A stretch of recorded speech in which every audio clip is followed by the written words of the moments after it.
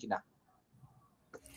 আচ্ছা, ৫ আগস্ট পরবর্তী সময়ে হচ্ছে যে আমাদের যারা ছিলেন আমরা সবাই হচ্ছে যে শিক্ষার্থীরা জানিয়েছিলাম বিশ্ববিদ্যালয় প্রশাসনকে যে আমাদের উপাচার্য মহোদয়কে, স্যার আমাদের হচ্ছে যে ছাত্র সংসদ নির্বাচন লাগবে, যেহেতু আমরা আমাদের ৯ দফার ১ দফা ছিল যে প্রত্যেকটি ক্যাম্পাসে ছাত্র সংসদ নির্বাচন দিতে হবে। তো সেই জায়গা থেকে আমরা দাবি জানিয়ে আসছিলাম। তো আমাদের উপাচার্য স্যারের মন্তব্যটা এরকম ছিল যে আহ, আগে হচ্ছে যে ডাকসুতে হোক, তারপরে হচ্ছে যে ডাকসু হওয়ার পর আমরা তোমাদেরটা দেখবো। তো ঢাকসু হওয়ার পর পরবর্তী সময়ে হচ্ছে যে মানে প্রশাসনের ঘড়িমসি, এটা না সেটা, সেটা না ওটা করতে করতে করতে করতে নির্বাচনটা এই পর্যন্ত এনে মানে রাখছে। এবং মাঝে দিয়ে আমাদের নির্বাচনের নির্বাচন কমিশন ঘোষণা করার পর তারিখ নিয়ে হচ্ছে যে তারা যেই হেলাফেলা করতেছিল যে এ একবার চিঠি পাঠায়, ভোটার তালিকা পাঠায়, আবার আসে, মানে টাইম কিল করতেছিল আর কি। তখনই আমার কিছুটা সন্দেহ হচ্ছিল যে কি ব্যাপার, এই ধরনের মানে যদি দেওয়ার ইচ্ছা থাকে তাহলে তো এই ধরনের মানে মনোভাব রাখা উচিত না। সেই জায়গা থেকে আমরা আন্দোলন করে পরবর্তীতে হচ্ছে যে আমাদের উপাচার্য স্যার, আমরা রেজিস্টার বিল্ডিং এ তালা দিয়ে আমরা ভিসির বাসভবনের সামনে হচ্ছে অবস্থান নিয়েছিলাম। সেখানে এসে উপাচার্য স্যার আমাদেরকে বলেছিলেন যে ৯ বা ১০ নভেম্বরের দিকে হচ্ছে সরি ৯ বা ১০, হ্যাঁ নভেম্বরের দিকে হচ্ছে যে সাকসু হবে। তো সেই জায়গা থেকে পরবর্তীতে দেখা যায় যে এমন একটা সময় হচ্ছে যে সাকসুর তারিখটা ঘোষণা করা হয় ১৭ তারিখের দিকে, আহ, ডিসেম্বরের মেবি ঘোষণা করা হয়। আমি একটু মেবি মানে ভুল বলে ফেলছি, জিনিসটা ডিসেম্বর ছিল। তো সেই জায়গাতে যদি আমি বলি, এখানে সাকসু নিয়ে হচ্ছে যে কার কি অবস্থান সেটা জানি না, তবে সাকসু হচ্ছে আমাদের বিশ্ববিদ্যালয়ের শিক্ষার্থীদের। আমাদের বিশ্ববিদ্যালয়ের শিক্ষার্থীরাই ডিসিশন নিবে যে সাকসু হবে কি হবে না। যেহেতু প্রার্থীরা প্রচারণার শেষ পর্যায়ে এবং ভোটারদের মাঝে হচ্ছে যে ভোটের একটা আমেজ চলে এসেছে সাকসু নির্বাচন নিয়ে, তাই ২০ তারিখেই আমাদের সাকসু হতে হবে। আমি আমার পক্ষ থেকে এটাই বলতে চাচ্ছি। জি, ধন্যবাদ। আমরা ইব্রাহিমের কাছে আবার আসছি। জনাব ইব্রাহিম, আসলে আহ, ছাত্রদল নির্বাচন চাচ্ছে না বলে আপনি অভিযোগ করলেন। আবার আমরাও যেটি দেখছি যে তারা যেহেতু আন্দোলন করছেন যে নির্বাচনটি এখন স্থগিত করার জন্য। আপনার কি মনে হয় ছাত্রদল কেন নির্বাচন স্থগিত করতে যাচ্ছে? এটা তো আসলে ছাত্র দলই উত্তর দিতে পারবে। ছাত্রদের থেকে যদি ছাত্র দলের প্রশ্ন প্রশ্নের জবাব আদায় করা হয় তাহলে এটা আসলেই কঠিন। আমি মাত্র যখন আমার বন্ধু আমিনুল ইসলাম জীবন কথা বলছিল, আমি একটু নিউজ পেপার পড়ছিলাম। এখানে দেখছি যে তারা আসলে আগামীকাল সকাল ১১টা থেকে আবারও জাতীয় নির্বাচন কমিশন ঘেরাওয়ের কর্মসূচি দিয়েছে, যার একটা দাবি হচ্ছে গিয়ে সাকসু নির্বাচন বাতিল করা। তো আমি তো আসলে বাংলাদেশের খোঁজ খবরগুলা রাখার চেষ্টা করি। আমাদের ২০ তারিখ যদি সাকসু নির্বাচন হয়, ২১ জানুয়ারি হয়ে যাবে রেজাল্ট আসতে আসতে। ২২ তারিখ বিএনপির চেয়ারপারসন তারেক রহমানের সিলেট সফর আছে।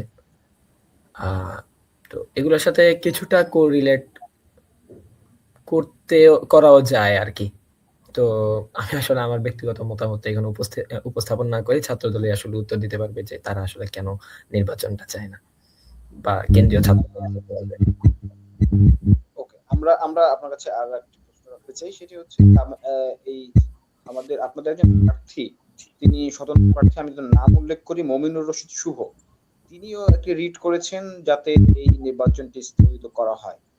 এই বিষয়ে আপনার কতটুকু জানা আছে বা আপনারা এই বিষয়টি কিভাবে দেখছেন? আপনাদেরই একজন সহকর্মী, আপনাদের প্রতিদ্বন্দ্বী। স্বতন্ত্র প্রার্থী মমিনুর রশিদ শুভ, সে গত ৩ দিন আগে একটা ভিডিও বার্তা দিয়েছিল। ৪ দিন আগের কথা যদি বলি, গত ৪ দিন আগে নির্বাচন কমিশন বরাবর একটা স্মারকলিপি পৌঁছানোর একটা সম্মিলিত সিদ্ধান্ত নিয়েছে সাস্টের সকল প্যানেল এবং স্বতন্ত্র প্রার্থীরা, যে সেখানে সিগনেচার করে সেটা মন্ত্রণালয়ে পাঠানো হবে। তো এখানে পরবর্তীতে ওই সিগনেচার থেকে না মানে নিজেদের স্বাক্ষর প্রত্যাহার করার জন্য টোটাল ৪ জন আবেদন করেছিল। এর মধ্যে হচ্ছে গিয়ে ছাত্রদল সমর্থিত সম্মিলিত সাস্টিয়ান ঐক্য প্যানেলের ভিপি প্রার্থী মোস্তাকিম বিল্লাহ এবং স্বতন্ত্র ভিপি প্রার্থী, যাকে বর্তমানে আসলে ছাত্র দলেরই প্রক্সি বলা যায়, সে হচ্ছে গিয়ে মমিনুর রশিদ শুভ। এই দুইজন ভিপি প্রার্থী হচ্ছে গিয়ে সেখান থেকে স্বাক্ষর প্রত্যাহারের আবেদন করেছে এবং পরবর্তীতে এটা যখন সাস্টিয়ানরা খুবই সমালোচনার মুখে ফেলেছে, মমিনুর রশিদ শুভ সে ভিডিও বার্তায় সে ক্লিয়ার করেছে যে ছাত্রদল সমর্থিত সম্মিলিত সাস্টিয়ান ঐক্য প্যানেলের ভিপি প্রার্থী মুস্তাকিম বিল্লাহ তার প্ররোচনায় পড়ে, সে শব্দটা প্ররোচনায় উল্লেখ করেছিল, প্ররোচনায় পড়ে সে হচ্ছে গিয়ে ভুল সিদ্ধান্ত নিয়েছে এবং সে এটার জন্য সাস্টিয়ানদের কাছে ক্ষমা চায়। তো এই ঘটনাটা আসলে আমরা গত 3 দিন আগে দেখেছি। আজকে একসাথে 2টা ঘটনা ঘটেছে কেন্দ্রীয় ছাত্রদল 3 দফা দাবিতে, যেটার একটা দফা হচ্ছে গিয়ে সাকসু নির্বাচনটা বন্ধ করে দেয়া, এই দাবিতে জাতীয় নির্বাচন কমিশনের সামনে অবস্থান নিয়েছে এবং আরেকটা ঘটনা হচ্ছে গিয়ে সেই মমিনুর রশিদ শুভ হাইকোর্টে গিয়ে রিট করেছে। এখন এগুলো আসলে কোরিলেট করা যায় যে মমিনুর রশিদ শুভ আসলে কার দ্বারা ব্যবহৃত হচ্ছে, কাদের দ্বারা ব্যবহৃত হচ্ছে, এটা আসলে কোরিলেট করা যায়। যেহেতু একটা অফিসিয়াল জায়গায় আছি, এই জায়গায় আমি আমার মন্তব্য এতটুকুই রাখতে চাই।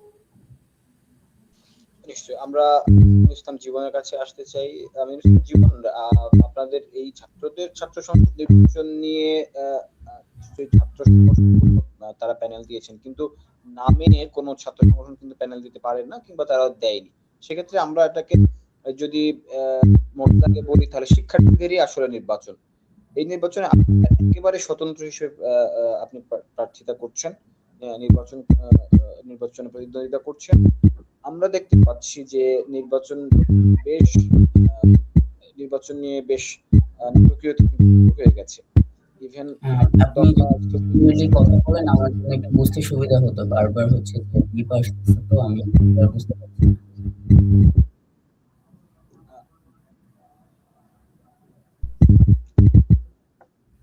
আমিনুল ইসলাম জীবন, আপনি শুনতে পাচ্ছেন? হ্যাঁ, এখন শুনতে পাচ্ছি। জি, আমি আপনাকে যে প্রশ্নটি রাখছি সেটি হচ্ছে যে শাহজালাল বিজ্ঞান ও প্রযুক্তি বিশ্ববিদ্যালয়ের শিক্ষার্থীদের প্রতিনিধি নির্বাচনের জন্যই এই সাকসুর আয়োজন করা হয়েছে। এখানে ছাত্র সংগঠনগুলো কিন্তু নামে তাদের নিজস্ব ব্যানার ব্যবহার করে নির্বাচন করতে পারছে না, সেক্ষেত্রে তারা বিভিন্ন অন্যান্য যে নামগুলো ব্যবহার করছে। কিন্তু আমরা ভেতরে যেটি হচ্ছে যে ছাত্র সংগঠনগুলো কিন্তু করছে বলে আমরা বুঝতে পারছি বা অনেকেই মনে করছে কেন্দ্রীয় ছাত্রদলের যে ভূমিকা বা ছাত্রদলের প্রার্থী এবং ছাত্র শিবিরের প্রার্থীদের আমরা বক্তব্যগুলো যখন শুনছি তখনও বুঝতে পারছি আপনি স্বতন্ত্র, আপনি শেষ পর্যন্ত এই নির্বাচন হওয়া নিয়ে কিংবা নির্বাচনের কোনো সংঘাতের কোনো শঙ্কা দেখছেন কিনা? আমরা এখনো পর্যন্ত আগের যে নির্বাচনগুলো সেগুলোতে সংঘাতের ঘটনা ঘটেনি, তবে এই যে নির্বাচন নির্ধারণের কোনো শঙ্কা আপনার করছেন কিনা, আর নির্বাচন কমিশনের পক্ষ থেকে কোনো আপনাদেরকে অভয় দেওয়া হচ্ছে কিনা বা তারা কতটুকু তৎপরতা আপনি দেখছেন? আমাদের নির্বাচনটা নিয়ে মূলত সবসময় হচ্ছে আমি শঙ্কার মধ্যে থাকি বলতে পারেন, কারণ যে ধরনের নাটকীয়তা প্রত্যেক দিনের পর দিন দেখা যাচ্ছে, আজকে বন্ধ হচ্ছে তো কালকে আবার চালু হচ্ছে, তো এই জিনিসগুলো আসলে কোনোভাবেই কাম্য না। যেমন মাঝে দিয়ে যে ঘটনাটা হয়েছে আমাদের ইসির প্রজ্ঞাপনের কারণে 3 দিন হচ্ছে যে মোটামুটি বলতে পারেন যে যারা স্বতন্ত্র ছিল বা যারা স্বতন্ত্র প্যানেল ছিল ঠিকমতো প্রচারণা করতে পারেনি, কারণ তারা কনফিউজ ছিল যে অ্যাকচুয়ালি নির্বাচন হবে কি হবে না। আন্দোলনে গিয়েছি, রাতের পর রাত জেগে আমাদের 6টা পর্যন্ত আমরা হচ্ছে যে প্রশাসনের সাথে মিটিং করে সকালে হচ্ছে যে ব্যাক করেছি। তো এই জায়গাতে তো মানে একটা ব্যাপার ছিল যে শঙ্কা তো অবশ্যই থাকবে, এবং বর্তমানে যে প্রবলেমটা অ্যারাইজ করছে যে আমাদের একজন ভিপি পদপ্রার্থী তিনি হাইকোর্টে যে রিট করেছেন, সো এইটা আমি আসলে এক্সাক্ট জানি না যে সে কি কারো প্ররোচনায় পড়ে এটা করেছে নাকি নিজস্ব জায়গা থেকে কোনো কারণে এটা করেছে, সেটার ব্যাখ্যা হচ্ছে যে সেই দিতে পারবে। যদিও আমি তাকে কল দিয়েছিলাম জানার জন্য, কিন্তু তার ফোন আমি বন্ধ পেয়েছি। যে ভাই জিজ্ঞেস করতাম কেন হচ্ছে যে সে এই ধরনের কাজ করলো। তো রিটের ব্যাপারে আমি হচ্ছে যে আমাদের নির্বাচন কমিশনার স্যারকে জিজ্ঞেস করেছিলাম যে স্যার এই ব্যাপারে আসলে আপনাদের কি মতামত বা এটা কি আমাদের কোনো প্রভাব ফেলবে কিনা। সে জায়গাতে আমাদের একজন নির্বাচন কমিশনার স্যার আমাকে আশ্বস্ত করেছেন যে এটা কোনো অফিস অর্ডার হয়নি, যদি অফিস অর্ডার হয় তাহলে পরবর্তীতে দেখা যাবে। বাট এখনো হচ্ছে যে কিছুটা শঙ্কা থাকে, যেহেতু শেষ মুহূর্তে এসে আবার এ ধরনের একটা ইনসিডেন্ট করলো আর কি। ওকে, আমরা ইব্রাহিম আপনার কাছে প্রশ্ন রাখছি। আমরা যেমনটি জেনেছি যে আপনারা যেহেতু নির্বাচনে প্রচারণার সময় কিছুটা কম পেয়েছেন, সেক্ষেত্রে 12 ঘন্টা সময় বাড়ানো হয়েছে প্রচারণার জন্য। সেক্ষেত্রে এই বাড়তি সময় আপনাদেরকে বাড়তি সুবিধা দিচ্ছে কিনা, বা এই সিদ্ধান্তটিকে আপনারা ঠিক কিভাবে দেখছেন?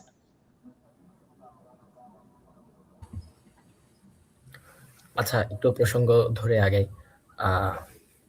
আমাদের ৩ দিন ধরে আসলে সাকসু নির্বাচনের প্রচারণা কার্যক্রম ব্যাহত হয়েছে। ব্যাপারটা আসলে পূর্ণাঙ্গভাবে ব্যাপারটা এমন না।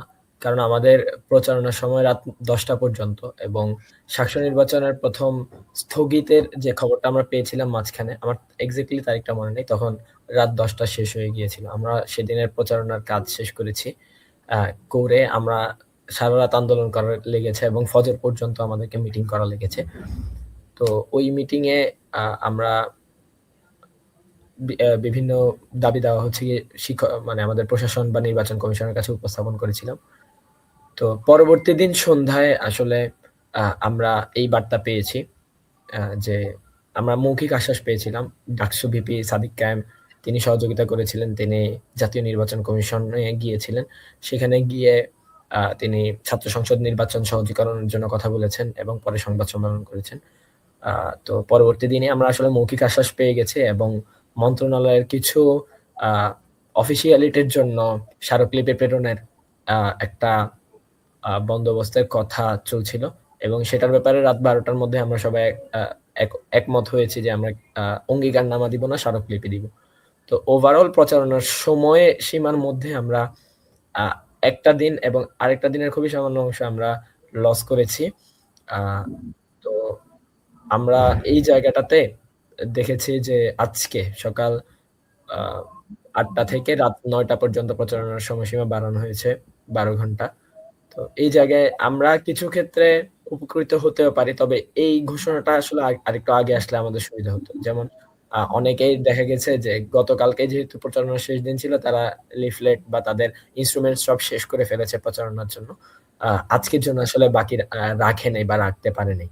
তো এটা আসলে গতকালকে একদম শেষ মুহূর্তে যখন জানানো হয়েছে যে ১২ ঘন্টা বৃদ্ধি করা হয়েছে, তখন অনেকেই হচ্ছে গিয়ে ইনস্ট্রুমেন্টস আদায় করতে পারেনি। এই জায়গায় সমন্বয়টা আরেকটু ভালোভাবে হলে ভালো হতো।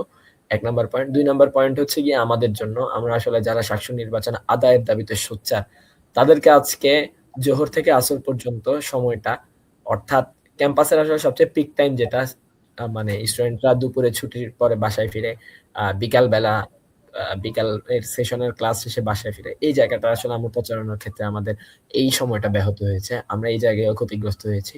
কিন্তু আমরা তারপরেও চাই সাকসু নির্বাচনটা আসলে ২০ তারিখেই হয়ে যাক। ধন্যবাদ। আমাদের অনুষ্ঠান আমরা প্রায় শেষের দিকে চলে এসেছি। আমরা খুব ছোট, ছোট করে উত্তর নিব। আমাদের আরো বেশ কিছু প্রশ্ন আছে। আমরা খুব ছোট করে উত্তর নিব। আমরা আমিনুল ইসলাম জীবনের কাছে আসছি। আমিনুল ইসলাম জীবন, আমি একটু ভিন্ন একটি প্রশ্ন করতে চাই। যেহেতু আপনাদের যেই পদ, সে পদের আমরা মধ্যেই থাকতে চাচ্ছি আলোচনায়। গণতান্ত্রিক আন্দোলন বিষয়ে যেই বিষয়টি আসছে। আমরা যেটি দেখি যে বাংলাদেশের ক্ষেত্রে যেটি ঘটে, বাংলাদেশ বা উপমহাদেশেও এটা অনেকটা, তবে বাংলাদেশে সবচেয়ে বেশি, যে কোনো আন্দোলন, সে আন্দোলনে শিক্ষার্থীদেরকে মাঠে নামতে হয় এবং শিক্ষার্থীরা সে আন্দোলনে খুব বেশি সোচ্চার থাকে। এটিকে একদিক থেকে আমরা ইতিবাচক বলতে পারি, কিন্তু আমরা যদি ভিন্ন দিকে আবার চিন্তা করি যে শিক্ষার্থীদের তো মূল কাজ হচ্ছে লেখাপড়া, মূল কাজ ক্যারিয়ার গঠন করা, স্কিল ডেভেলপ করা, তারপরে তাদের দেশ ও জাতির সেবায় তারা সেখানে করবে। সেক্ষেত্রে তারা যদি রাজনীতি করতে চায়, আন্দোলন সংগ্রাম করতে করবে। তো এই যে আন্দোলন সংগ্রামে আমাদের শিক্ষার্থীদের অধিক অংশগ্রহণ কিংবা অধিক রাজনৈতিক সচেতনতা, এটা কি অনেক ক্ষেত্রে পজিটিভ হচ্ছে, নাকি যদি আমরা চিন্তা নেতিবাচকও হচ্ছে? উন্নত বিশ্বের সাথে যদি আমরা চিন্তা করি, বিশ্ববিদ্যালয়ের ভেতরে তো এই ধরনের রাজনীতি আমরা সচরাচর দেখি না, শিক্ষক বা ছাত্রদের। এই বিষয়টিকে আসলে এই পদের একজন প্রার্থী হিসেবে আপনি কিভাবে দেখেন, যদি আমাদেরকে একটু বলেন? আচ্ছা, এ ব্যাপারে যদি আমি বলি, আমার কাছে যেটা মনে হয় যে আমাদের দেশে বিশ্ববিদ্যালয়গুলোতেই হচ্ছে মানে একটু সচেতন থাকে বা না, শিক্ষার্থীরা হচ্ছে যে সবকিছুর ব্যাপারে একটু কনসার্ন থাকে যে আচ্ছা এটা হলে ভালো হয়, এটা হলে খারাপ হয়। তো আমাদের দেশের সাথে যদি আপনি উন্নত দেশ মিলান, সেক্ষেত্রে ব্যাপারটা হচ্ছে যে আমি মনে করি যে ঠিকঠাক মতো হবে না। কারণ উন্নত দেশের যে সিস্টেম তারা ডেভেলপ করেছে বা যেভাবে তাদের আইন, বিচার সব কাজগুলো চলে, আমাদের দেশের ক্ষেত্রে কিন্তু সেই জিনিসটা না। আমাদের এখনো হচ্ছে যে মিডল আরবান শ্রেণী যেটা বলবো আমাদের দেশে সবচেয়ে বেশি আরকি। তো তারা এত কিছু নিয়ে হচ্ছে যে চিন্তার মানে মাথা ঘামায় না সত্যি কথা বলতে গেলে। তারা হচ্ছে যে আমরা একটু ভালো খাইতে পারলে, একটু ভালো থাকতে পারলে ইটস ওকে। বাট আমাদের দেশের যেই মানে রাজনীতি বা প্রেক্ষাপট, সেই জায়গাতে স্টুডেন্টরা হচ্ছে যে পাবলিক ইউনিভার্সিটির দেখা যাচ্ছে যে অনেকগুলা সেক্টরে ভাগ থাকে। কেউ হচ্ছে যে ভালো পড়াশোনা করছে, কেউ নেতৃত্ব দানে পারদর্শী। সেখান থেকে হচ্ছে যে তার মানে বিবেকের জায়গা থেকে হচ্ছে যে সে এটা বলতেছে যে না এটা রাইট না, সরকার এটা রং করছে বা এটা ভুল করছে। তো আমাদের মতো থার্ড ওয়ার্ল্ড কান্ট্রি গুলাতে এটা খুবই নরমাল আমার কাছে মনে হয় যে বিশ্ববিদ্যালয় থেকে হচ্ছে যে শিক্ষার্থীরা আন্দোলন সংগ্রাম করে হচ্ছে যে আমাদের জাতির যে আহ, ভালো দিকগুলো আর কি, সেইগুলো জিনিসগুলো যাতে নিয়ে আসতে পারে, সেই জায়গায় হচ্ছে যে তারা সবসময় সচেষ্ট থাকে। আর উন্নত বিশ্বের হচ্ছে যে আহ তাদের সাথে যদি তুলনা করি আমি, সেক্ষেত্রে আমাদের দেশ এখনো ওই পর্যায়ে পৌঁছাইতে পারে নাই। আমাদের দেশে হচ্ছে যে এখনো অনেক জিনিসের হচ্ছে যে ঘাটতি আছে। সেটা আহ স্বাবলম্বীর দিক থেকেই বলি বা বিভিন্ন শিক্ষার দিক থেকেই বলি। এই জিনিসগুলো যখন মানে আহ, তার সাক্ষরতার হার বা হচ্ছে যে তার যে একটা মাত্রা, সেই মাত্রাটা হচ্ছে যে ক্রস করবে, মানে জেনারেল মাত্রা আর কি, তারপরে হচ্ছে যে হয়তো সবাই সবার জায়গা থেকে সচেতন হবে। তখন হয়তো বা স্টুডেন্টদের এতটা গুরুত্বপূর্ণ বা এতটা ফ্রন্টে এসে ভূমিকা পালন করা লাগবে না। তখন নাগরিক সমাজ থেকেই হচ্ছে যে এই জিনিসগুলো করা হবে। আপনি কি এই মুহূর্তে দলীয় রাজনীতিকে সমর্থন করেন? ছাত্র সংগঠনের ক্ষেত্রে বলছি। আম এটা আসলে হচ্ছে যে মানে ফ্যাক্ট করে যে কিসের উপর? যেমন বিশ্ববিদ্যালয়গুলোতে আমরা প্রায় শুনি যে দলীয় রাজনীতি থাকতে পারবে না। সেক্ষেত্রে সুকৌশলে এটা শুধুমাত্র ছাত্র রাজনীতির দিকে নিয়ে আসা হয় যে দলীয় ছাত্র রাজনীতি থাকতে পারবে না। বাট দলীয় যে শিক্ষক রাজনীতির কারণ যে একটা বিশ্ববিদ্যালয়ের যেই অগ্রগতি সেটার পদেও হচ্ছে যে বাধা হয়ে দাঁড়ায়, সেই জিনিসটা হচ্ছে যে আমরা অনেকে বলতে জানি না। তো আমি আমার জায়গা থেকে মনে করি যে বিশ্ববিদ্যালয়গুলোতে পড়াশোনার চর্চাটাই হওয়া উচিত। দলীয় রাজনীতিটা শিক্ষক রাজনীতি হোক আর ছাত্র রাজনীতি হোক না থাকাটা বেটার। না থাকাটাই বেটার। অনেক ধন্যবাদ আমিনুল ইসলাম। আমরা একটু ইব্রাহিমের কাছে আসতে চাই। জনাব ইব্রাহিম, আমরা ঠিক একই ধরনের একটি প্রশ্ন করতে চাই আপনাকে। আমাদের এতদিনের আ আ যুক্তি ছিল যে বিশ্ববিদ্যালয়গুলোতে ছাত্র সংসদ নির্বাচন যেহেতু হচ্ছে না, ফলে নেতৃত্বের বিকাশের জন্য হোক আ আ বা অন্য আরো কিছু কারণ দেখিয়ে বলা হতো যে দলীয় রাজনীতি থাকতে পারে। এখন তো ছাত্র সংসদ নির্বাচনগুলো মোটামুটি চালু হয়ে যাচ্ছে। বিভি আ অ ইতিমধ্যে বেশ কয়েকটি বিশ্ববিদ্যালয় হয়েছে। আপনাদের এখানে হচ্ছে, আরো সামনে হয়তো হবে। এখন কি দলীয় যে রাজনীতি বা লেজুর ভিত্তির যে রাজনীতি, সেই রাজনীতি শিক্ষাঙ্গনে ছাত্র বলি, শিক্ষক বলি সেটির আর দরকার থাকছে কিনা? আপনি কি মনে করেন? আপনি নিজেও একজন একজন একটি রাজনৈতিক সংগঠনের কর্মী। আচ্ছা, দরকার কিনা বা এটার চেয়ে গুরুত্বপূর্ণ প্রশ্ন হচ্ছে গিয়ে আসলে ইমপ্যাক্টটা কি? দেখেন, ডাকসু নির্বাচন হওয়ার পরে ছাত্র শিবিরের যে ওয়েলফেয়ার কার্যক্রমগুলা, তারা নির্বাচিত হওয়ার পরে দেখা যাচ্ছে যে ডাকসুর মাধ্যমে আসলে তারা তাদের ওয়েলফেয়ার কার্যক্রমগুলো আসলে বাস্তবায়ন করতে পারছে। এক। দ্বিতীয়ত হচ্ছে গিয়ে যাদেরকে আসলে আমরা দেখেছি যে আ হলে ওঠার জন্য বা হলে রাজনৈতিক সিট আ তৈরি করার জন্য আসলে যারা প্রেশারাইজ করত, তাদের কার্যক্রম আসলে ডাকসুর উপস্থিতিতে ঢাকা বিশ্ববিদ্যালয়ে অনেকাংশে কমেছে। তো আ আদর্শ ভিত্তিক রাজনীতি তো আসলে সবারই করার অধিকার আছে। সব মিলিয়ে আসলে আ ছাত্র রাজনীতি যদি ক্যাম্পাসগুলোতে নিষিদ্ধ করা হয়, এটা আসলে একটা সাপ্রেশন। আ এবং এই জিনিসটা আসলে ফার্দার ডিসকাশন এর দাবি রাখে।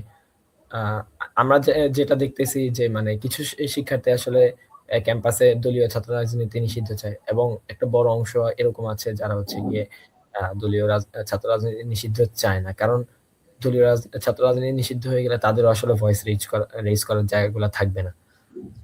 কিন্তু যারা আসলে উন্নত বিশ্বে আমরা তো আমাদের দেশকে উন্নত করতে চাই। আমাদের দেশের উন্নতির প্রসঙ্গ আসলে আমরা ফার্স্ট ওয়ার্ল্ড কান্ট্রি গুলোর আমরা উদাহরণ টেনে নিয়ে আসি।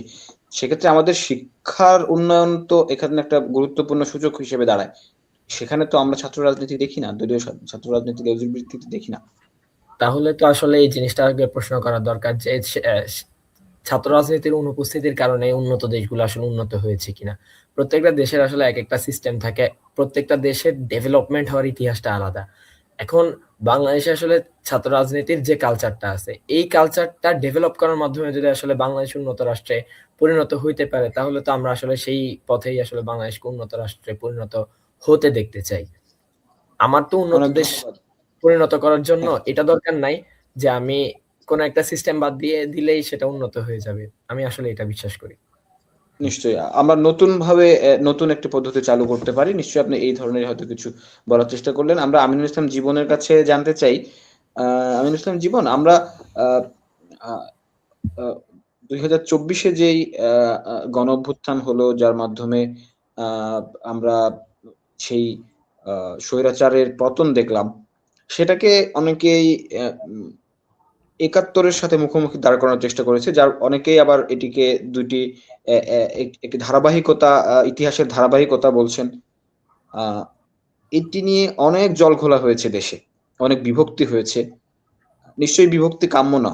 আপনি আসলে যেহেতু এই পদে প্রতিদ্বন্দ্বিতা করছেন, আপনার বোঝাপড়াটা একটু আমরা জানতে চাই। ৭১ এবং ২৪ কে আমাদের কিভাবে দেখা উচিত? আচ্ছা, ৭১-২৪ কে কিভাবে দেখা উচিত? সেটার আগে আমি একটু বলি যে ছাত্র বা দলীয় যে রাজনীতি, দলীয় রাজনীতি হচ্ছে যে দেখেন, আমাদের ক্যাম্পাসগুলোতে যদি আপনার ছাত্র সংসদগুলো নিয়মিতভাবে চালু থাকে, যদি ছাত্র সংসদগুলো নিয়মিতভাবে চালু থাকে, তখন দেখবেন যে আপনার দলীয় রাজনীতিতে তেমন একটা প্রয়োজন পড়ছে না। তখন শিক্ষার্থীদের যে নিড বা শিক্ষার্থীদের যেই অধিকার, সেটা হচ্ছে যে ছাত্র সংসদের মাধ্যমেই আ আ পূরণ করা সম্ভব হচ্ছে।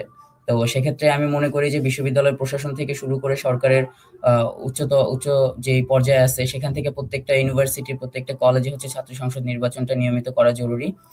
আর এটা নিয়মিত করলেই হচ্ছে যে আমরা যে দলীয় রাজনীতির যেই হচ্ছে যে মারপ্যাচ দেখি, শিক্ষার্থীদের হচ্ছে যে বিভিন্ন ভোগান্তির শিকার হতে হয়, সেই জায়গা থেকে আরকি আমরা হয়তো মুক্তি পেতে পারি। এবং এই ছাত্র রাজনীতি তখন হচ্ছে আমাদের কল্যাণে হচ্ছে কাজে লাগবে। আর সেকেন্ড আপনি যে কোশ্চেনটা বললেন যে ৭১ এবং ২৪ কে হচ্ছে যে আমাদের কিভাবে দেখা উচিত, তাই তো?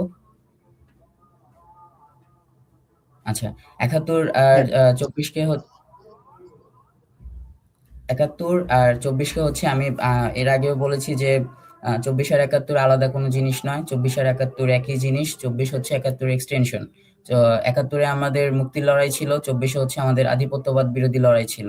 যে বাংলাদেশটা শুধু এদেশের মানুষের থাকবে। এখানে কারো কোনো দাদাগিরি চলবে না, কারো কোনো কিছু চলবে না। এই দেশটাকে হচ্ছে দেশের মানুষের মতো করে গড়ে উঠতে হবে। এখানে বিভিন্ন ধরনের বিভক্তি আসতেছে বা আমি তো ১ম এই যে জিনিসটা ক্লিয়ার করলাম যে অনেকে হচ্ছে ৭১ এ তাদের যে অবদান ছিল সেটা দিয়ে হচ্ছে যে ২৪ কে মানে মুছে ফেলতে চাচ্ছে বা ওইটাকেই হচ্ছে যে একদম আ একটা লাইট রাখতে আ চাচ্ছে আরকি, যে না ওইটাই সবকিছু। আবার অনেক হচ্ছে যে আপনার ২৪ কেই সবকিছু ধরতে যাচ্ছে, ৭১ কে কিছুই না, এই ধরনের মানে এটার বিরোধিতা করবে এবং আমি না।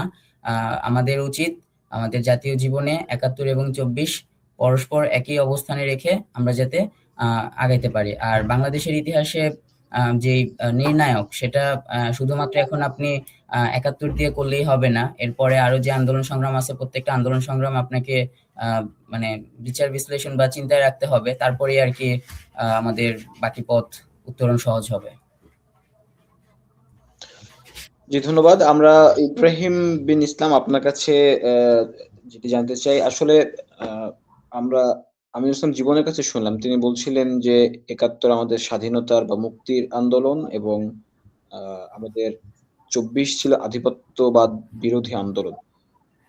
আ আমরা আধিপত্যবাদের প্রসঙ্গটি যখন এসেই গেল, তাহলে যে প্রশ্নটি করতে চাই, বাংলাদেশ কি আজও সার্বভৌমত্ব পুরোপুরি পেয়েছে, কিংবা আমরা কি পুরোপুরি স্বাধীন হতে পেরেছি এখনো? কি মনে করেন?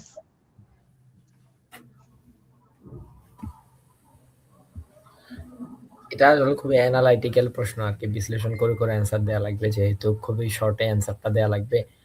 আ বাংলাদেশ আসলে আ ওভারঅল স্বাধীন রাষ্ট্র, সার্বভৌম রাষ্ট্র। আ এই আমরা পুরোপুরি স্বাধীন হতে পারি নাই, পুরোপুরি সার্বভৌম হতে পারি নাই, এটা আসলে বিভিন্ন ঘটনার পরিপ্রেক্ষিতে বলা হয়, এবং পার্সেন্টেজে হিসাব করলে আসলে এই স্বাধীনতা সার্বভৌমত্বের প্রশ্নে পার্সেন্টেজে অবশ্যই আমরা ঘাটতি দেখব। কোনো কোনো ক্ষেত্রে এই ঘাটতিটা অনেক বেশি হতে পারে, কোনো কোনো ক্ষেত্রে কমও হতে পারে। তো আমরা মনে করি যে আজকে থেকে 2 বছর কিংবা 3 বছর আগেও আসলে আমরা যেই লেভেলের স্বাধীন কিংবা সার্বভৌমত্ব প্র্যাকটিস করতে পেরেছি, এই মুহূর্তে এসে আমরা আসলে এর চেয়েও বেশি স্বাধীনতা এবং সার্বভৌমত্ব প্র্যাকটিস করতে পারছি। ওকে, আমরা একটু আপনাদের কাছে জুলাই সনদ নিয়ে জানতে চাই। জুলাই সনদ নিয়ে আপনার ভূমিকা বা আপনার অবস্থান কি, এবং গণভোট নিয়ে আপনার মূল্যায়ন কি, বা গণভোটের বিষয়ে কি বলবেন? আমরা একই প্রশ্ন নিয়ে জীবনের কাছেও আসবো। আমরা প্রথমে ইব্রাহিমের কাছে জানতে চাই। আচ্ছা, জুলাই সনদ নিয়ে আমি আসলে যতবারই যে মিডিয়াগুলাতে কথা বলেছি, আমার মিডিয়ায় ওই বক্তব্যটা কাট করা হয়েছে। আমি আসলে জানি না কেন। আমি যে মিডিয়াতেই হচ্ছে গিয়ে জুলাই সনদ এবং গণভোটের ব্যাপারে কথা বলেছি, সেই জায়গাগুলো কাট করা হয়েছে। আচ্ছা, তো জুলাই সনদ হচ্ছে গিয়ে আমাদের গ্যাজেটেড হওয়া দরকার, এবং মানে একটা আইনি ভিত্তি, সাংবিধানিক ভিত্তি পাওয়া দরকার আসলে। না হলে এই যে মানে জুলাইকে আসলে বিভিন্নভাবে ফ্রেমিং করা, বা জুলাই বিরোধী যারা, তারাও আসলে জুলাইকে বিভিন্নভাবে ফ্রেমিং করার সুযোগটা আসলে তারাও পেয়ে যাবে। তো আমরা আসলে সেটা হতে দিতে চাই না। ইতিহাস এখনো আমাদের মনে আছে, যদিও ১.৫ বছর পার হয়েছে। এই ইতিহাসগুলা আমরা আসলে তো অনন্তকাল ধরে বেঁচে থাকবো না। এই জিনিসগুলো আসলে জুলাই সনদ বাস্তবায়ন হওয়া দরকার, এবং গণভোটে আসলে আমরা দেখতে পাচ্ছি যে সিটি কর্পোরেশন থেকেও বা সরকারের বিভিন্ন প্রতিষ্ঠানের পক্ষ থেকে আসলে হ্যাঁ ভোটের পক্ষে ক্যাম্পেইন চালানো হচ্ছে। আমি ব্যক্তিগতভাবেও গণভোটে হ্যাঁ ভোট দানের পক্ষে, এবং আমি যেসব সংগঠন ওন করি সেসব সংগঠনও খুবই শীঘ্রই গণভোটে হ্যাঁ ভোটের পক্ষে ক্যাম্পেইন করবে বলে আমি জানতে পেরেছি। তো জুলাই সনদ এবং গণভোটের প্রশ্নে আমার উত্তর এটাই। ধন্যবাদ। আমি ইসলাম জীবনের কাছে একই প্রশ্ন নিয়ে আসছি। গণভোট এবং জুলাই সনদ নিয়ে আপনার অবস্থান যদি একটু আমাদের জানান। আচ্ছা, গণভোট এবং জুলাই সনদ নিয়ে যদি অবস্থান বলি, আমার একটাই কথা থাকবে যে আমরা ২৪শে জুলাইতে ১,৫০০ ভাইয়ের শহীদের বিনিময়ে হচ্ছে যে স্বৈরাচারকে হটাইতে পারছি, এবং সেটা হচ্ছে যে আমাদের জাতীয় জীবনে বলতেছি যে খুবই গুরুত্বপূর্ণ একটা অধ্যায়। সেই জায়গা থেকে জুলাই সনদ যদি শুধুমাত্র একটা আনুষ্ঠানিকতা হয়ে থাকে, তাহলে আসলে কিছু বলার নাই। বাট এটার যদি প্রপার ইউটিলাইজ করা হয়, সনদের মধ্যে যা যা ব্যাখ্যা করা হয়েছে, যে দ্বিকক্ষ বিশিষ্ট পার্লামেন্ট, তারপর প্রধানমন্ত্রী হচ্ছে যে জীবনে ১০ বছরের বেশি থাকবে না, রাষ্ট্রপতির ক্ষমতায়ন বাড়াতে হবে, এবং আরো যে আনুষঙ্গিক ব্যাপারগুলো আর কি চলে আসছে। তো এই জিনিসটা যদি বাস্তবায়ন হয়, আমাদের জাতীয় জীবনে অনেক বড় প্রভাব পড়বে। আমাদের এতটুকু বলতে পারি যে হয়তো আর আমাদের সেকেন্ড হাসিনা কেউ হইতে পারবে না, যদি জুলাই সনদটা ঠিকঠাক মতো বাস্তবায়ন হয়। এবং গণভোটের ব্যাপারে আমার ধারণা সবসময় পজিটিভ, যে আমি ইনশাল্লাহ গণভোটে হ্যাঁ ভোট দিব, এবং আমাদের যারা এদেশের নাগরিক, সচেতন নাগরিক, তারাও গণভোটে হ্যাঁ দিবে। এই জায়গাটাই আমি প্রত্যাশা ব্যক্ত করছি। জি, ধন্যবাদ। আমরা শেষ প্রশ্ন নিয়ে ইব্রাহিম বিন ইসলামের কাছে আসছি। আপনারা তো ছাত্র শিবিরের যে প্যানেল, সেখান থেকে নির্বাচন করছেন। ছাত্র শিবির ইতিমধ্যেই সবকটি বিশ্ববিদ্যালয়ে সংখ্যাগরিষ্ঠতা পেয়েছে, জিতেছে। ফলে আপনাদের সেখান থেকে নিশ্চয়ই আত্মবিশ্বাস যোগাচ্ছে আপনাদের। এই সাকসু নির্বাচনে আপনারা জয়ের ব্যাপারে কতটুকু আশাবাদী, আর এই মুক্তিযুদ্ধ ও গণতান্ত্রিক আন্দোলন বিষয়ক সম্পাদক পদের জয়ের বিষয়ে আপনি কতটুকু আশাবাদী? আচ্ছা, জয়ের ব্যাপারে আশাবাদী আসলে বিগত ছাত্র সংসদ নির্বাচনগুলোতে আমাদের ছাত্র শিবির সমর্থিত প্যানেলের বিজয়টা দেখে না। প্রত্যেকটা বিশ্ববিদ্যালয় তো আসলে ইন্ডিভিজুয়াল, আর প্রত্যেকটা বিশ্ববিদ্যালয়ের শিক্ষার্থীরাই আসলে ইন্ডিভিজুয়ালি চিন্তা করতে পারে। আমরা তো গত ২ সপ্তাহ কিংবা এর বেশি সময় ধরে প্রচারণার জন্য নির্বাচনী মাঠে আছি। আমরা ব্যক্তিগতভাবে এবং গ্রুপ ওয়াইজ শিক্ষার্থীদের কাছে পৌঁছানোর চেষ্টা করেছি। আমি নিজেই ১৮০টার বেশি পরামর্শ নোট করেছি। প্রত্যেকটা ক্ষেত্রে আসলে আমরা যে জিনিসটা আমরা এক্সেপশনাল দেখেছি, আমরা যখন তাদের কাছে প্রচারণার সময় উল্লেখ করি যে আমরা ছাত্র শিবির সমর্থিত প্যানেল থেকে এসেছি, তখন তাদের মুখে আসলে আলাদা রকমের একটা হাসি ফুটে উঠতে আমরা দেখি। তো এই জায়গায় তারা আমাদেরকে রিসিভ করে এবং তারা আমাদেরকে প্রশ্ন, পরামর্শ এবং সমালোচনাও করার জন্য কমফোর্ট ফিল করে, এবং আমরা মনে করি তারা আমাদেরকে বিশ্বাস করে যে আমাদের ছাত্র শিবিরের যে ট্রান্সপারেন্সি এবং অ্যাকাউন্টেবিলিটির জায়গা, এই জায়গাটাতে আসলে তারা ক্লিয়ার হতে পেরেছে এবং আমাদেরকে ভরসা করতে পারছে। সেই জায়গা থেকে আমরা ওভারঅল মাঠে আমরা শিক্ষার্থীদের থেকে যেভাবে রেসপন্সটা পেয়েছি সেটা বিবেচনা করে আমি আমার জয়ের ব্যাপারে আশাবাদী একজন ছাত্র শিবিরের প্যানেলিস্ট হিসেবে। অনেক ধন্যবাদ। আমরা আমিনুল ইসলামের কাছে একই প্রশ্ন নিয়ে আসতে চাই। আমিনুল ইসলাম, ইব্রাহিম বিন ইসলাম যেভাবে বললেন যে ওনারা ছাত্র শিবিরের প্যানেল থেকে যখন যাচ্ছেন হাসি মুখে শিক্ষার্থীরা তাদেরকে গ্রহণ করছেন, ঠিক সেই শক্তিশালী প্যানেলের বিপক্ষে আপনি স্বতন্ত্র হিসেবে প্রতিদ্বন্দ্বিতা করছেন। জয়ের বিষয়ে কতটুকু আশাবাদী, কেমন সাড়া পাচ্ছেন ভোটারদের কাছে? এ ব্যাপারে যদি আমি বলি যে আমরা যখনই হচ্ছে যে আমি মূলত ভোটারদের কাছে যাচ্ছি, তো তখন হচ্ছে যে তারা এই দলাদলির বাইরে যেয়ে আসলে স্বতন্ত্র মানুষদেরই দেখতে চায় আর কি। তো সেই জায়গা থেকে আমি যতজনের সাথে কথা বলেছি তারা পজিটিভ রেসপন্স করেছে, ও আচ্ছা তুমি স্বতন্ত্র, তোমার তো একটু কষ্ট হচ্ছে, এতজন শিক্ষার্থীর কাছে পৌঁছাইতে হচ্ছে। তো সেই জায়গা থেকে তারা হচ্ছে যে আমার ক্ষেত্রে ভালোই রেসপন্স করছে। অ্যান্ড আমি এটা বিশ্বাস করি যে আমাদের ইউনিভার্সিটির শিক্ষার্থীরা অবশ্যই তাদের মেধা দিয়ে বিচার করবে। যারা এদেশের ইতিহাস, ঐতিহ্য এগুলো যদি বিচার বিশ্লেষণ করে হচ্ছে ভোট দেয়, তাহলে অবশ্যই আমি আমার জয়ের ব্যাপারে আশাবাদী ইনশাল্লাহ। ধন্যবাদ। আমরা সর্বশেষ একটি প্রশ্ন নিয়ে আপনাদের দুজনের কাছে যাব, 30 সেকেন্ড করে শুনবো। আপনারা যেই পদে নির্বাচন করছেন এবং যেই পদে, এই পদটি খুবই গুরুত্বপূর্ণ আমরা মনে করি, সেক্ষেত্রে মুক্তিযুদ্ধের ইতিহাস এবং গণতান্ত্রিক আন্দোলনের থেকে পাওয়া যেই চেতনা, সেই চেতনা বাস্তবায়নে আপনারা নির্বাচিত হলে কিভাবে কাজ করতে চান তার সংক্ষিপ্ত রূপরেখা যদি একটু আমাদেরকে বলেন 30 সেকেন্ডে। প্রথমে ইব্রাহিম বিন ইসলাম। রূপরেখা তো আসলে সংক্ষিপ্ত ভাবে দেয়া যায় না। আমি অলরেডি কিভাবে কাজ করব এটার একটা ইম্প্যাক্ট আপনি আমাদের ইশতেহারে দেখতে পাবেন।